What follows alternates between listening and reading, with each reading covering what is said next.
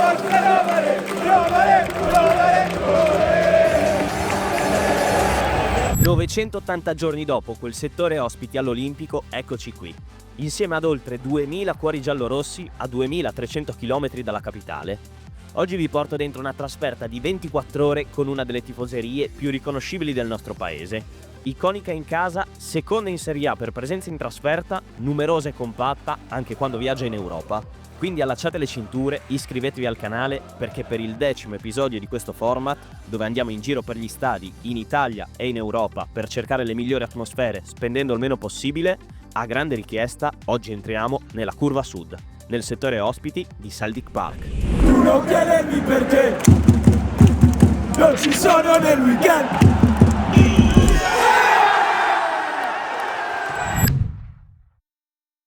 Quando dicono che il web è un posto bellissimo, non è sempre vero, ma in questo caso lo è, perché una persona conosciuta su Instagram mi ha appena comprato il biglietto per Celtic Glasgow Roma. La faremo? Dai!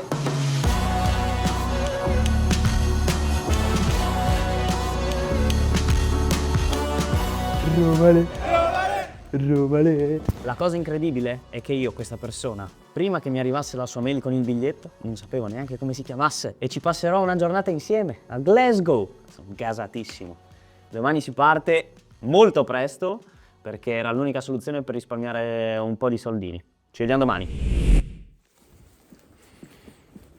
Giornata terribile per essere una birra scozzese. Filacchia in quel di Udine si è appena svegliato ed è in direzione stazione dove prenderemo un gran bel Flixbus che ci porterà a Venezia Marco Polo.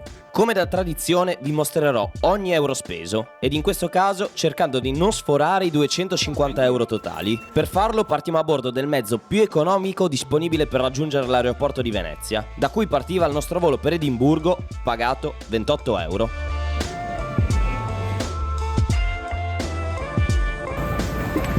Penso il volo più turbolento della storia.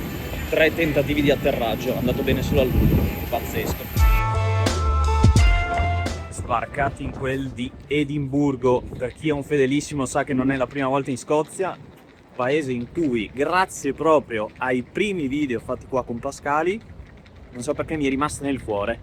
Non sarà neanche la prima volta a Glasgow, adesso in teoria dobbiamo semplicemente prendere un bus che ci porterà in città in circa un'oretta. Tra l'altro il numero di romanisti incontrati sia sull'aereo che in fermata adesso è alto, troppo gasato. Finalmente vediamo anche una squadra che simpatizzo e che soprattutto mi sarei guardato la partita in ogni caso. Io la Roma, come gioca in Europa League, la guardo sempre. Il mio più grande rimpianto? Essere stato troppo piccolo quando l'Udinese giocava in Europa, perdendomi trasferta del genere. Ma se capitasse oggi, probabilmente farei esattamente come questi ragazzi di Roma, dei giganti che si sono fatti Roma-Venezia in Flixbus, poi il volo e bus fino a Glasgow. 17 ore di odissea per soli 90 minuti di partita, con la prospettiva di un ritorno a dormire su una panchina di aeroporto per risparmiare ogni centesimo. Idoli totali. Ciao! Ma è proprio guardando loro che capisci una cosa: un tetto massimo al prezzo dei settori ospiti non dovrebbe essere un optional, ma un atto di rispetto che anche in Italia dovrebbero adottare. Per quanto riguarda il biglietto, qua siamo fortunati perché in UK il settore ospiti è bloccato a £30 e anche i ragazzi mi facevano notare come avessero pagato di più la trasferta di Cremona che questa a livello di biglietto dello stadio. Infatti in Italia, tra inflazione e aspetti legati a politiche delle società che aumentano i prezzi soprattutto con le big, il tifoso medio rimane un pochettino fregato. E se sulle politiche societarie non possiamo fare niente, a livello di inflazione possiamo affidarci a Scalable Capital, broker e banca tedesca regolamentato dalla BCE con più di 1 milione di utenti. Infatti Scalable, oltre a fornirci gli strumenti per investire in maniera semplice, ci permette anche di non lasciare i nostri risparmi a svalutarsi nel tempo a causa proprio dell'inflazione. Infatti la liquidità non investita, ovvero quei soldi che lasciamo lì sul conto senza mai toccarli, matureranno comunque degli interessi in linea col tasso della BCE, che in questo momento è al 2% annuo. Il personale utilizzo che ne faccio è quello di investire in maniera attiva su azioni ed ETF e in maniera passiva attraverso un PAC, ovvero un piano di accumulo che voi settate in maniera predefinita ogni mese dove nel mio caso una piccola somma di denaro viene investita automaticamente su un ETF a mia scelta, nel mio caso l'S&P 500, ed è una funzione gratuita. Se c'è una cosa che rimpiango è quello di non aver approcciato prima al mondo della finanza personale e degli investimenti, quindi da fratello maggiore o fratello minore vi consiglio vivamente di visitare il link in descrizione che vi permette di aprire un conto su Scalable Capital, in cui vi verranno spiegati anche ulteriormente aspetti come azioni, ETF, tutte in delle guide che troverete disponibili sull'app.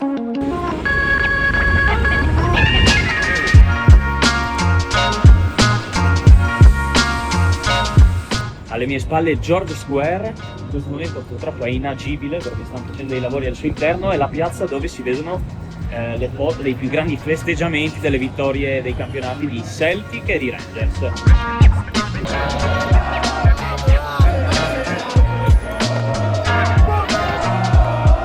Rivalità tra Celtic e Rangers che abbiamo già approfondito in un vecchio video che vi lascio qua sopra nelle schede. È stata per me una fortuna incredibile vedere uno degli old firm, uno dei derby più antichi del mondo e soprattutto più sentiti per questioni politiche, religiose e ovviamente anche sportive. Ma la partita che andremo a assistere stasera ovviamente non c'entra niente con questo tipo di rivalità, anzi pensate che Roma e Celtic, nonostante siano due squadre storiche del calcio europeo, è la prima volta che si beccano in una competizione ufficiale. Purtroppo, con l'arrivo in città a solo 4 ore dalla partita, non c'è stato modo di girare tutti i pub che mi ero segnato, ma quello scelto non ha deluso le aspettative.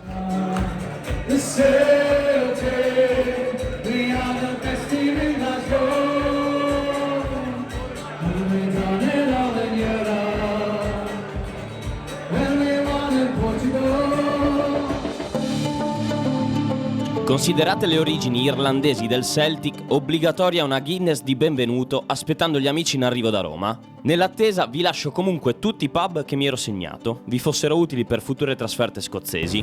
Prima pinta fatta nella tana del nemico, in verità proprio perché non ci sono stati precedenti e anche e soprattutto perché Celtic e Roma hanno un nemico in comune, penso che la rivalità stia a zero, almeno da quello che so io.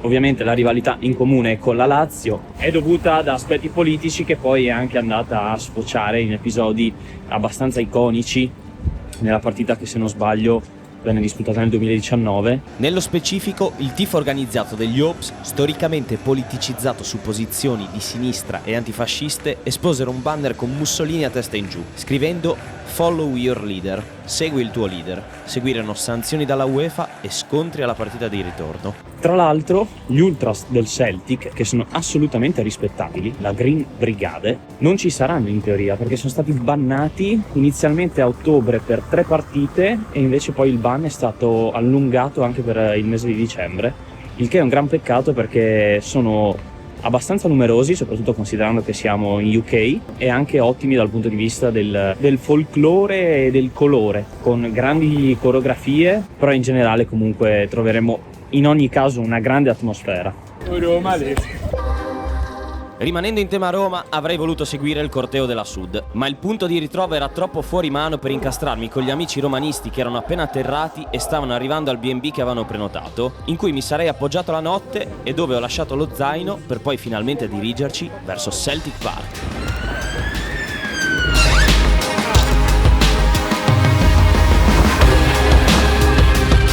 Fuori da un Celtic Park che trasuda calcio britannico, con una struttura che ricorda vagamente l'Old Trafford e il The Valley di Londra, ad accoglierci un clima sorprendentemente disteso. Vedi anche molti scozzesi che chiedono foto ai ragazzi della Sud. I controlli di manica larghissima in confronto ai nostri settori ospiti ci introducono ad un settore che tempo 10 minuti viene tappezzato di giallo e rosso.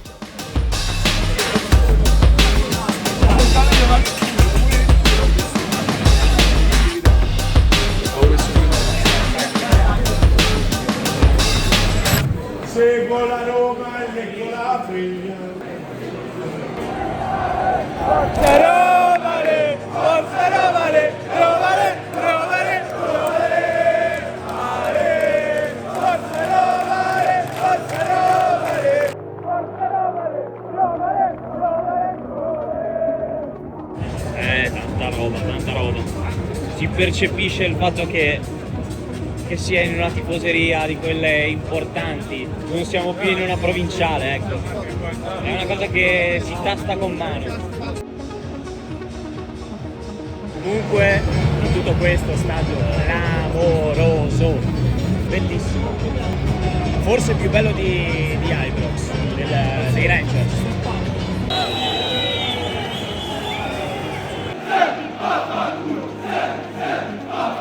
Segnata in rosso appena usciti i calendari, Celtic contro Roma era l'occasione per la prima volta con i colori giallorossi, ma anche il confronto tra tifo italiano e quello scozzese, che alla fine è stato limitato dalle restrizioni, ma che comunque promette un confronto iconico tra due dei riti pre-partita più belli del pianeta, le note di Venditti contro il mitico You Will Never Walk Alone. Quest'ultimo, per chi li ha vissuti entrambi, giura che l'impatto di Celtic Park sia più devastante di quello di Anfield. Verdetto finale, non avevo messo in conto che l'avrei ascoltato sovrastato dai fischi del settore ospiti.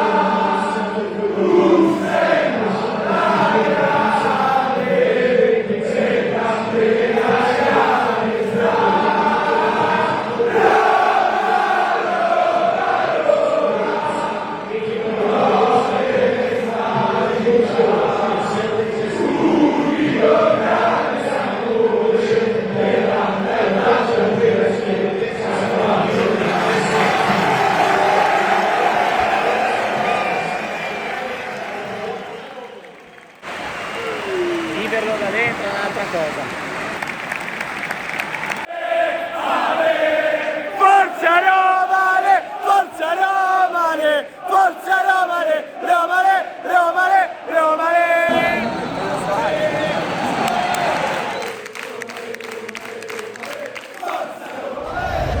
Sarà la magia delle trasferte europee o quel legame di amicizia che unisce Udine a Roma, ma questa puntata tocca vette di emozioni e entusiasmo mai raggiunte prima sul canale. Un'ascesa continua di emozioni alimentata dai ragazzi di Gasperini che dopo solo 5 minuti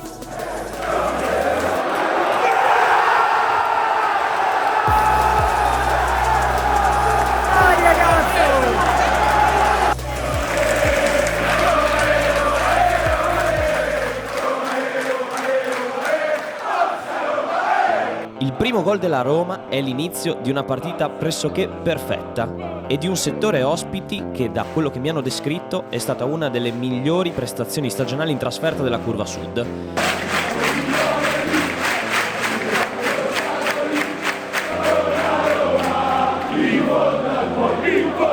Cantava al 90% del settore e il confronto con il Celtic Park ammutolito era impressionante.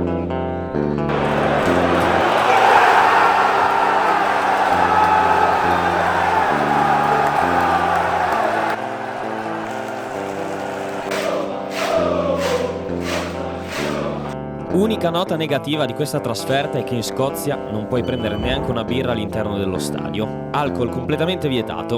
Ho quindi optato per un tradizionale pie e un'acqua, stranamente offerta. Quasi finito il primo tempo, 2-0 avanti Roma. È impressionante che senza i tamburi, solo con le manate, c'è un casino incredibile. Bellissimo, cioè proprio a livello acustico è qualcosa di veramente impattante. Ovviamente anche qua ci siamo persi un gol e per poco anche il possibile gol del Celtic. Ma che è rigore?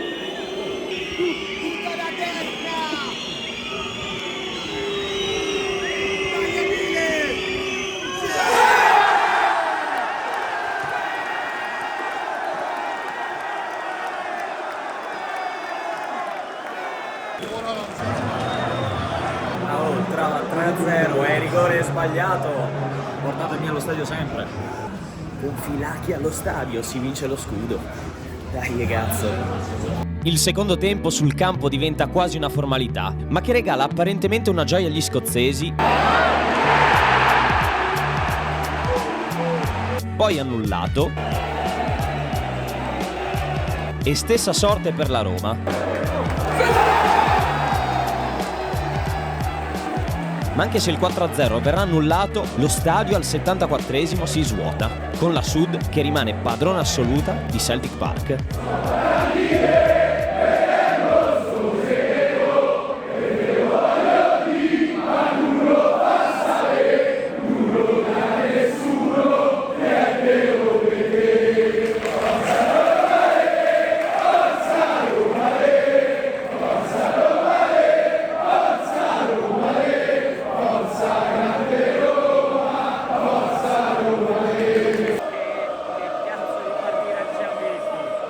Giallorossa, con la Roma sopra il petto, noi matino l'aspetto, è la squadra del lungo.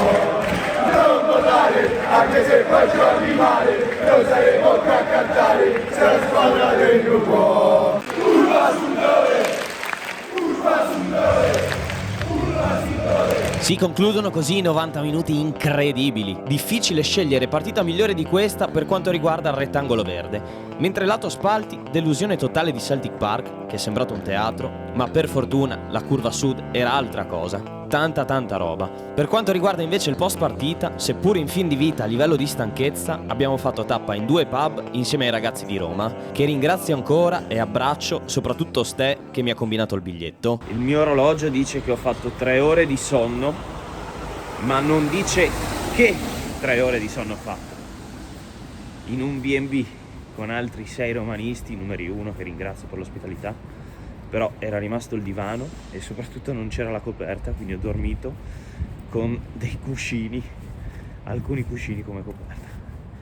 Molto stanco capo, stiamo andando a Glasgow per prendere il volo di rientro che per risparmiare qualcosina farà scalo a Cracovia.